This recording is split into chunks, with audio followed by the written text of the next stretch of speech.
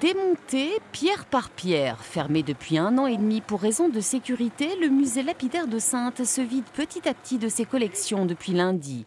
Dans ces anciens abattoirs sont entreposés depuis 1930 des vestiges qui datent de l'époque gallo-romaine. Statues, chapiteaux, bas-reliefs, stèles funéraires, autant de témoins du passé antique de la cité, et il y en a des tonnes. Nous avons 670 blocs à déplacer d'ici le mois d'avril. C'est un gros travail avec des blocs qui sont très lourds, très encombrants, des blocs magnifiques comme vous le voyez, dignes des plus beaux musées du sud de la France.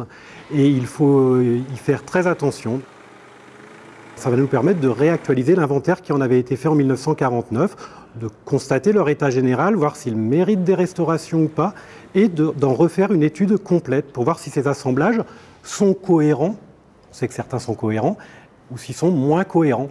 Ce grand déménagement va nécessiter pour les pierres les plus lourdes l'intervention d'une société spécialisée dans le transport des œuvres d'art, des blocs stockés dans un atelier municipal et qui resteront inaccessibles au public pendant un certain temps. Bien sûr qu'on va les revoir et si vous me permettez, je vais formuler un vœu.